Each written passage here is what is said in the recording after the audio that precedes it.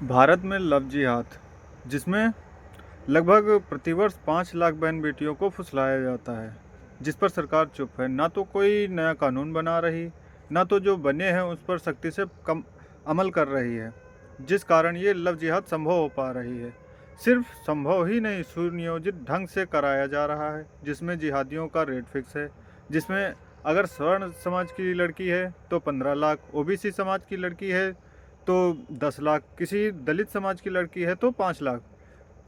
इस तरीके से लव जिहाद कराई जा रही है और फंडिंग की जा रही है। इसकी फंडिंग या तो हलाल सर्टिफिकेट कंपनियों से आती है, या तो विदेशों से आती है, या तो मदरसों से आती है।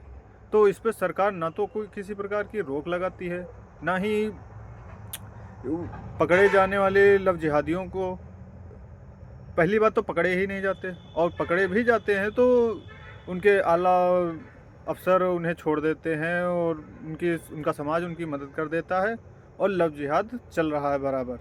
भारत में लव जिहाद इतनी अधिक बढ़ गई है कि 5 लाख लड़कियां पकड़ी जाती हैं, जिनमें लगभग 1.5 लाख लड़कियां जिनकी घर वापसी हो पाती है किसी समाज के अनुसार, या घर के पहुंच के अनुसार, और या कानून द्वारा। और लगभग 3.5 लाख लड़कियां लव जिहाद का शिकार हो जाती हैं, जहां पर उनके साथ प्रताड़ना की जाती है और धर्मांतरण किया जाता है। लव जिहाद समाज के लिए एक अभिशाप बनता जा रहा है। लव जिहाद इतना खतरनाक है कि बहन बेटियों को, तुमने देखा होगा, फ्रिज में भर रख दिया काट के लव जिहादी ने, या सड़क पे मार दिया, या तेजाब डाल दिया। ऐसी घटनाएं सामने आती हैं जहां पर लड़की ने मना कर दिया होता है, और लव जिहादी ने गुस्से में आकर उस पर एक्शन लिया होता है। पर सरकार कुछ कर नहीं पाती है इन मामलों में भी। इतने गंभीर मामले जब सार्वजनिक रूप से उजागर होते हैं तब इन पर कोई प्रतिक्रिया होती है, वरना ये दबे पड़े रहते हैं समाज में। अगर लव जिहाद बंद नहीं किया गया तो भविष्य में आतंकवादी हमारे भारत में ही पैदा होंगे।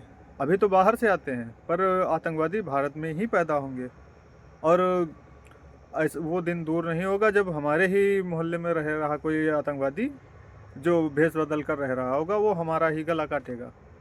तो भारत की सरकार से या निवेदन है कि लव जिहादियों के खिलाफ कड़ी कार्रवाई की जाए और इनका धंधा पानी बंद किया जाए।